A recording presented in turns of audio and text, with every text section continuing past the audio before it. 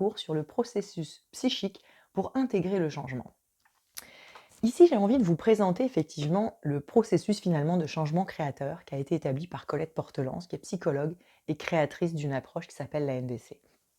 Pourquoi je veux vous parler de ça? C'est que pendant des années, j'ai accompagné des gens dans des changements, dans des évolutions de vie professionnelle, de vie personnelle, des prises de conscience, des transformations, des états de burn-out, etc. Et ce que je vois, c'est qu'à chaque fois qu'on est dans des processus de changement, comme celui que vous entamez ici en vous inscrivant sur une plateforme de développement des soft skills, et bien forcément, il y a des moments où on a l'impression de stagner, de pas avancer, de tourner en rond, de se dire que peut-être tout ça ne nous mène à rien. Et au fond, le temps du travail sur soi, c'est un travail qui prend du temps. Et ce qui est hyper important, c'est de voir les petits pas, les petits cheminements. Et moi, j'ai pas un seul client qui, au bout de quelques mois, me dit: «Je sais pas Marie, il y a rien qui change. J'en suis à la même place dans ma vie». Et moi, j'ai toujours utilisé ce processus de changement créateur pour leur montrer le cheminement, pour leur dire: «Regarde, quand tu es venu me voir, c'est là que tu étais. Il s'est passé ça, puis ça, puis ça, puis ça. Alors OK, t'as pas encore atteint ton objectif, mais tu vois bien que tu es en route».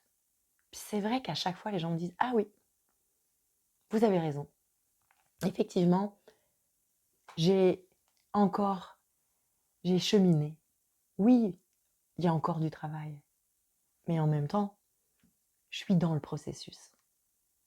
Et donc, je veux vous amener effectivement à être capable de voir, vous aussi, par rapport au cheminement que vous pouvez faire, peut-être dans ce processus de formation de vos soft skills ou dans d'autres, finalement, tous les petits pas, tout le chemin que vous avez parcouru grâce à ce processus de changement créateur.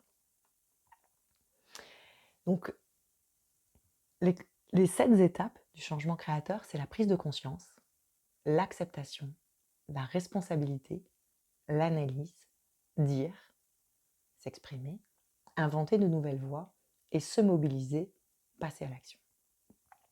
On va les regarder ensemble, point à point. La prise de conscience. La prise de conscience, c'est vraiment ce moment où on se dit: tiens, il y a une problématique. Tiens, il y a quelque chose qui se passe. Tiens, il y a quelque chose qui ne me convient pas, ou que j'ai le goût d'améliorer, ou que j'ai le goût de transformer, etc.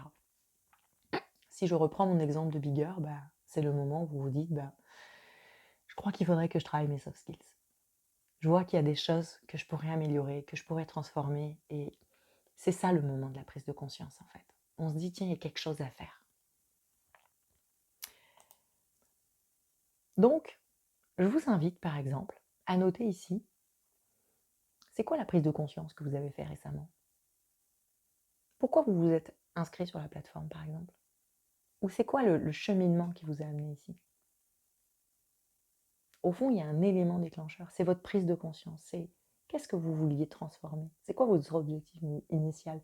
C'est quoi l'élément où vous vous êtes dit: tiens, il est temps que je fasse quelque chose? Parce qu'il y a quelque chose qui est insatisfaisant pour vous. L'acceptation. L'acceptation, c'est notre deuxième étape, c'est un gros paquet. En général, c'est assez difficile, un peu pour tout le monde, parce que ça consiste à accepter qu'on a bel et bien cette difficulté, qu'on a bel et bien cette problématique. Puis on n'en veut pas en général de la problématique. On se rappelle, on est là pour changer. On veut des solutions. Alors forcément, passer un moment à se dire: bah oui, c'est ça mon problème, c'est pas si simple. Parce que c'est un moment où on est encore dans une période parfois de stress, d'angoisse, de doute. On a des envies de changement, d'évolution professionnelle, personnelle. On est encore beaucoup pris dans nos défensives, dans tout ce qui peut être un peu difficile pour nous. Donc ce processus d'acceptation, c'est vraiment le moment où on est capable euh, d'oser prendre l'entièreté de ce qui se joue, puis de dire: c'est vraiment ça la problématique. C'est dire: ok, oui, je ne sais pas faire ça. Oui, je n'arrive pas à fonctionner de cette manière. Oui, je trouve ça difficile. Oui, je trouve ça souffrant. C'est une chose de prendre conscience qu'on a quelque chose.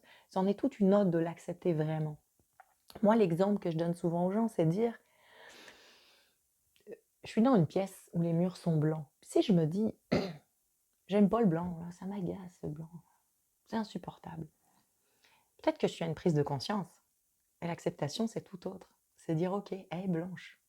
Elle est vraiment blanche, la pièce. Puis tant que je ferai rien, elle restera blanche. Elle va pas changer. Jamais. Je peux sans arrêt me dire qu'elle est blanche. Elle ne changera pas. Puis je peux me dire à ce moment-là que j'ai pas envie que ça change parce que je suis pas prêt à faire aucun changement. Elle va rester blanche pareil. Puis mais je vais peut-être arrêter de me tanner à tous les jours de me dire qu'elle est blanche parce que je vais avoir accepté que c'est comme ça et que je suis pas prêt à faire le changement. Si je suis prêt à faire le changement, alors là, dans ces cas-là, je vais pouvoir entamer un autre processus. Et c'est là où donc je vous invite à noter, vous, dans votre cours, ok, c'est où votre niveau d'acceptation par rapport aux problématiques qui vous ont amené ici. Pourquoi vous avez adhéré sur Bigger, ou peu importe ce qui vous a amené, la problématique que vous avez envie de travailler. Où est-ce que vous pensez dans l'acceptation plénitaire des écueils, des difficultés, des choses qui vous amènent ici? Est-ce que vous êtes vraiment prêt à dire à tout le monde, ben oui, moi j'ai ce problème.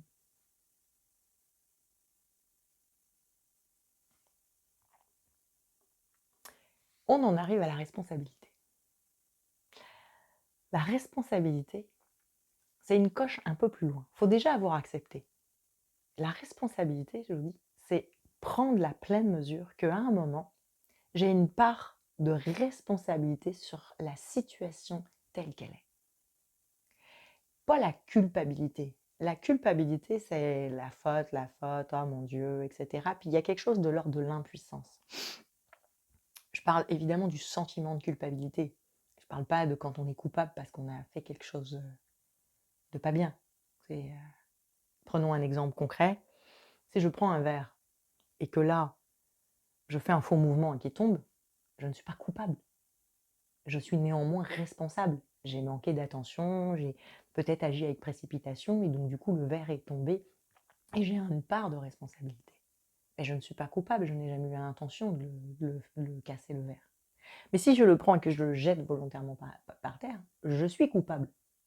Mon intentionnalité était de casser le verre. Si l'autre me dit bon sang, t'as cassé le verre, ce serait un peu fort de café de dire j'ai pas fait exprès. Vous voyez, et prendre sa responsabilité, c'est prendre le bout qui nous appartient.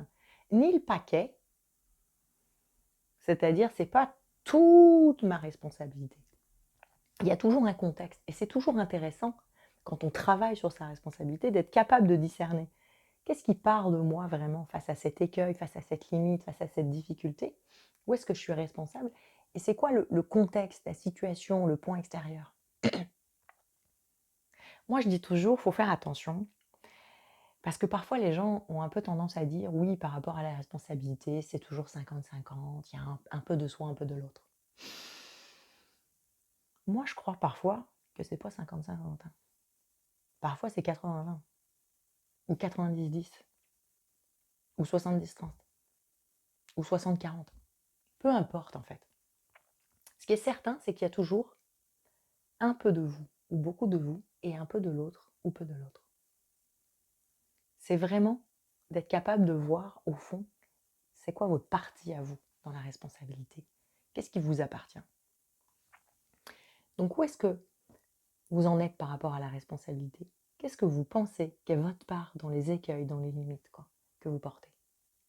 Il y a plein de choses, c'est parce que on voit des gens quand ils travaillent sur eux, quand ils cheminent sur des réflexions, qui vont vous dire oui, c'est vrai que j'ai un petit peu tendance à m'agacer vite, mais c'est à cause de mes parents dans mon enfance, il m'est arrivé ça, du coup j'ai tendance à m'agacer vite.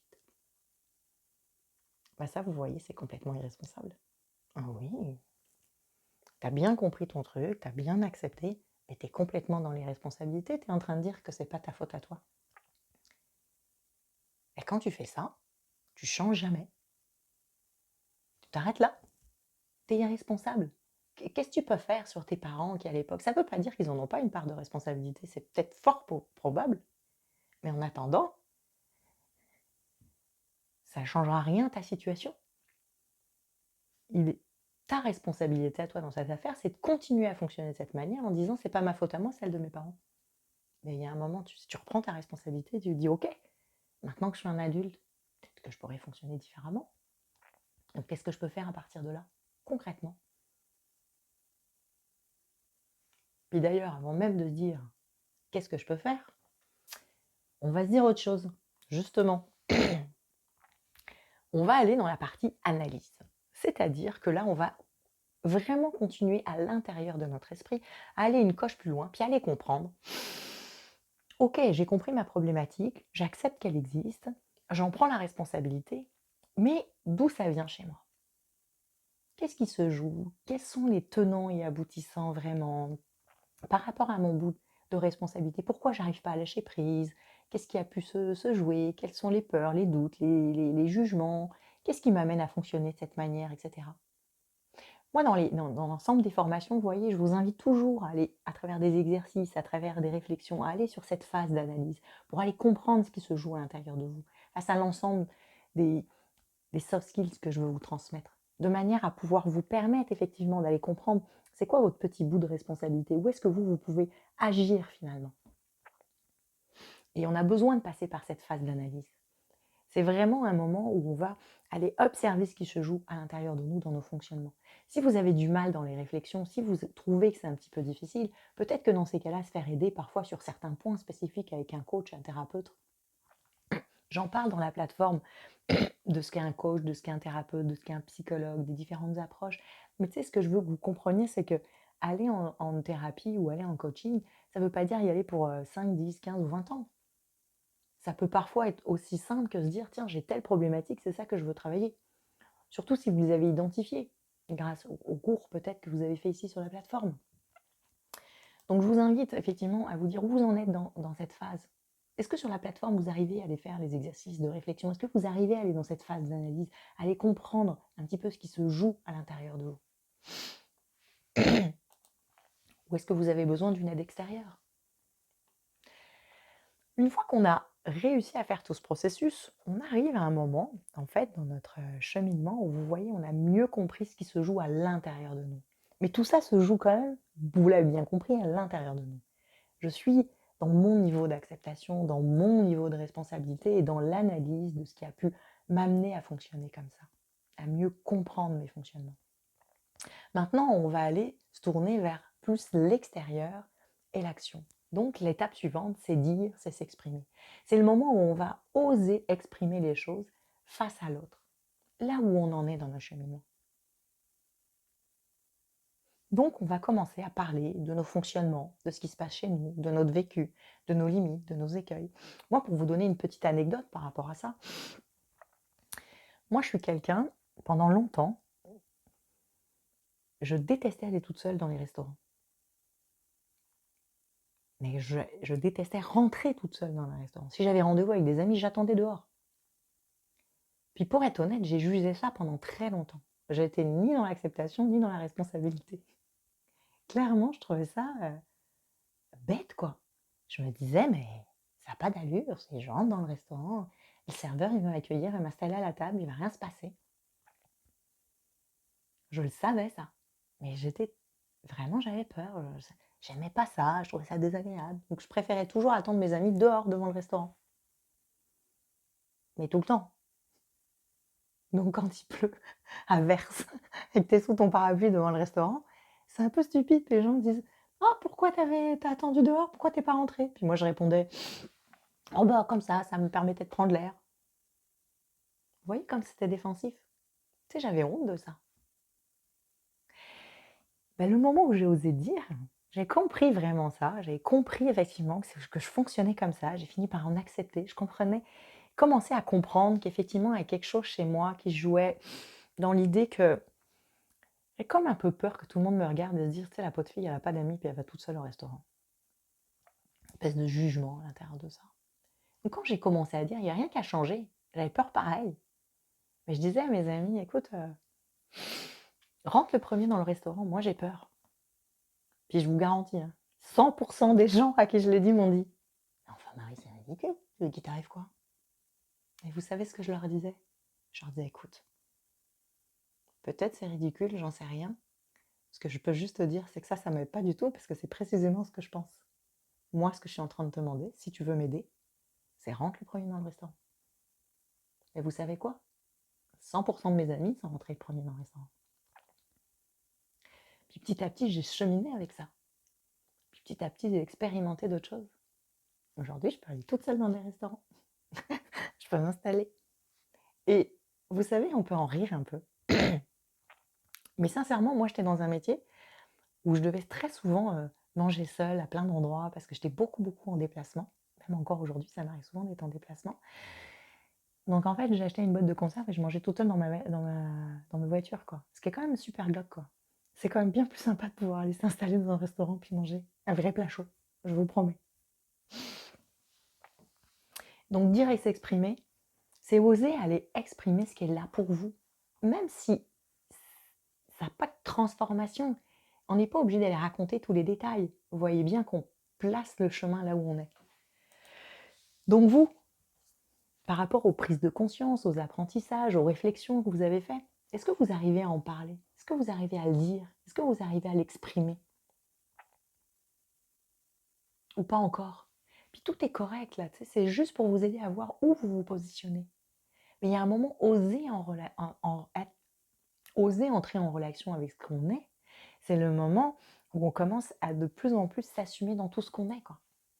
Même nos limites, nos failles et nos écueils. L'étape suivante, c'est celle qu'on adore.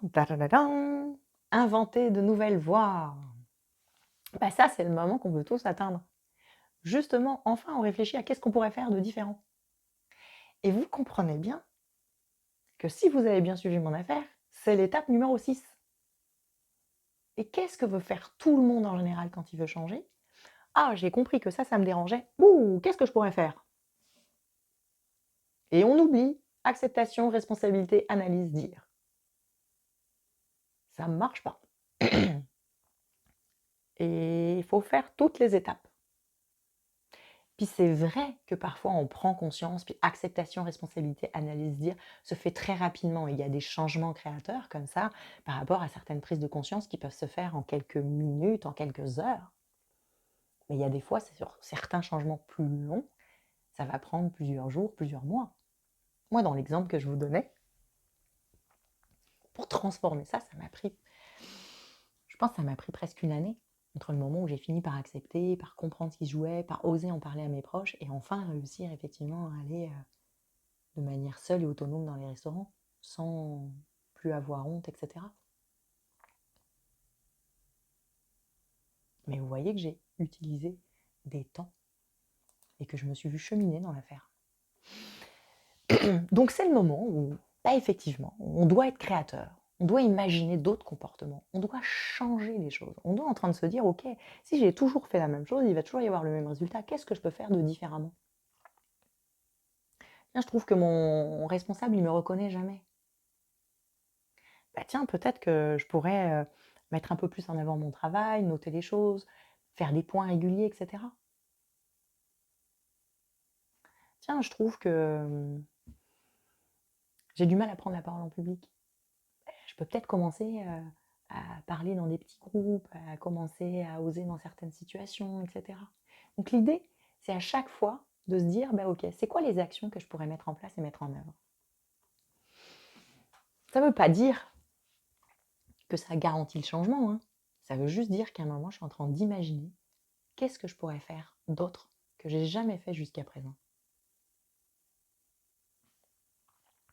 Donc vous, où est-ce que vous en êtes à imaginer de nouvelles façons de faire, des nouvelles manières de fonctionner qui pourraient transformer votre vie? Et pourquoi c'est important de le faire à cette étape? Parce qu'une fois que j'ai vraiment accepté les choses, que j'en ai vraiment pris la responsabilité, que j'ai analysé les choses, que j'ai appris à les dire, à les exprimer, à oser m'accueillir dans tout ce que j'étais, ben là, les idées que je peux avoir, les pistes que je peux imaginer, vont partir de ma vraie personne. Pas juste des idées toutes faites, quoi. Et parfois, ces vraies idées, ces pistes, ces choses qu'on imagine, peut-être qu'il y a plein de gens autour de vous qui vont vous dire « mais c'est complètement ridicule, ça ne marchera jamais ton affaire ».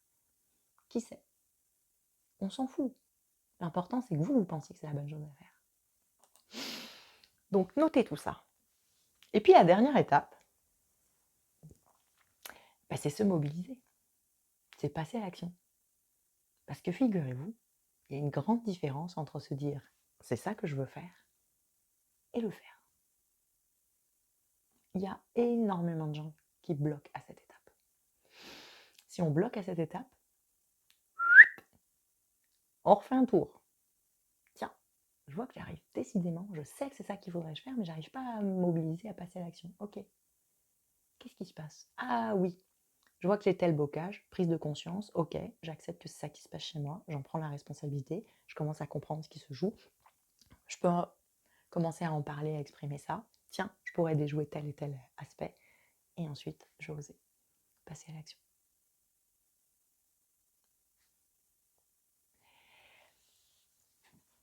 Donc, forcément, je vous invite à noter dans votre PDF de cours. Est-ce que vous avez fait des passages à l'action par rapport au sujet qui vous préoccupe actuellement, par rapport aux soft skills que vous avez travaillé? Est-ce que vous avez pu passer à l'action, mettre en place des choses différentes ou pas du tout? Puis tout est correct. Forcément, si vous voyez que vous êtes encore pas trop solide dans la responsabilité ou dans l'analyse, vous doutez bien qu'a priori, vous ne pouvez pas être dans les passages à l'action. C'est correct. L'important, c'est juste d'observer où on en est. Ils sont où mes points de blocage? Qu'est-ce que j'ai encore à travailler, à acheminer? Moi, je trouve que c'est vraiment un outil qui est assez incroyable pour se voir aller, pour voir où on en est dans les étapes. Du processus psychique, en fait, de transformation, qui nous amène d'une prise de conscience à un passage à l'action, et de comprendre qu'il y a plein d'étapes. Et que quand parfois on a l'impression de stagner, c'est peut-être qu'on n'a pas été capable de voir les petits pas, qui ne sont pas le résultat final, on est bien d'accord, et qui font qu'effectivement ça peut parfois nous sentir un peu découragés, mais quand on est capable de faire ce processus, et s'il y a des moments où vous êtes découragé, c'est toujours ces moments-là où il faut se dire, ok, je vais aller regarder ça, pour voir que oui, j'ai fait des pas. Et moi, je vous le dis, hein, pour avoir accompagné des gens pendant des mois, voire des années, tout le monde chemine, quoi. Et à chaque fois, j'étais capable de montrer aux gens, mais regarde déjà tout le chemin parcouru. Et mon Dieu, que ça fait du bien. Donc, si vous voyez effectivement qu'il n'y a pas de passage à l'action, questionnez-vous. C'est quoi les points que vous devriez revoir? C'est quoi peut-être les formations que vous devriez réviser? Les choses qu'il faut approfondir, qu'il faut prendre le temps d'intégrer? Est-ce qu'il y a des formations complémentaires qui pourraient vous aider pour faciliter vos passages à l'action? Est-ce qu'il faut aller prendre une aide extérieure? Après, ce qui est certain, et je pense que vous l'avez compris à travers tout ce que je vous ai expliqué sur ce processus, chacun son rythme. Parfois, on peut faire le processus très rapidement, parfois on va le faire très lentement. Parfois, il y a des étapes qui vont aller très vite, puis d'autres qui vont être très longues. L'acceptation, je vous dis en général, hein, c'est un gros paquet, quoi. Parce que ce qu'on n'aime pas chez soi, on ne veut pas que ça reste, quoi. Donc c'est difficile d'accepter. Moi, quand j'étais plus jeune, à une époque, j'ai beaucoup travaillé. Ça m'arrivait de juger les gens. C'est pas très beau, hein. Mais pourtant, je le faisais. Puis j'étais vraiment dans le déni de ça. Puis ma thérapeute, un jour, elle m'a dit, Marie, avec comment tu te juges, toi, il y a peu de chances que tu ne juges pas les autres. Puis c'est vrai. Je me jugeais à peu près sur tout et n'importe quoi. Puis c'est vrai que j'ai compris que je jugeais les autres. Puis on a travaillé longtemps sur l'acceptation. Puis moi, je lui disais, mais jamais de la vie, je vais accepter de juger les autres. C'est inadmissible, on ne doit pas être comme ça, c'est pas bien. Jamais, jamais, jamais, jamais, jamais. Elle m'a dit, tu sais, Marie, quand on en est à dire jamais, jamais je vais accepter, c'est le début de l'acceptation. Ah, tu vois, quelle horreur. Et vous voyez, j'ai accepté ça. Parce qu'aujourd'hui, je vous en parle. Tu sais, je dis pas que c'est mon meilleur mais en ayant fait, en ayant pris ma responsabilité, on comprend ce que ça impacte sur moi et sur les autres. Et en ayant fait un brin d'analyse vis-à-vis de tout ça, etc., j'ai compris pourquoi je faisais ça. Moi, quand je juge les gens, c'est que je suis pas bien. Ni dans ma tête, ni dans ma vie. C'est quelque chose de très défensif. Parce que quand je suis mal à l'aise dans certaines situations, je vais aller être prêtée à juger l'autre. Parce que ça me rassure quelque part. tout simplement. Et vous voyez aujourd'hui, je parle de ça, bon, c'était il y a 14 ans, je crois. J'ai fait du chemin maintenant. Tu sais, c'est toujours un processus, mais je pense que ça m'a pris plus d'une année pour accepter ça, quoi. Tu sais, il y a toujours une route. Puis c'est vraiment un gros paquet, mais il y a d'autres fois, c'est d'autres choses, quoi. Parfois, c'est les passages à l'action qui nous bloquent. On se dit, c'est ça qu'il faudrait que je fasse, puis on n'y arrive pas, on n'y arrive pas, on n'y arrive pas. Mais c'est pas grave, on a du temps, on est bienveillant, on se fait aider, on fait des formations, on lit des livres, on recommence, puis un jour on y arrive. Mais en tout cas, ce que je voulais vous livrer avec ça, c'est vous montrer à quel point il y a un début, un milieu et une fin, et que c'est important de voir tous les petits pas qu'on est capable de faire pour voir qu'on chemine et pas tomber dans l'impuissance et pas lâcher en fait à mi-chemin en se disant bon, de toute façon ça mène nulle part, j'y arriverai pas. Bah si, ça mène quelque part. Ok, pas là où tu voudrais encore être rendu, mais ça t'a déjà mené là. Et c'est déjà un chemin extraordinaire. Je vous souhaite le meilleur avec tout ça et je vous dis au plaisir sur Bigger.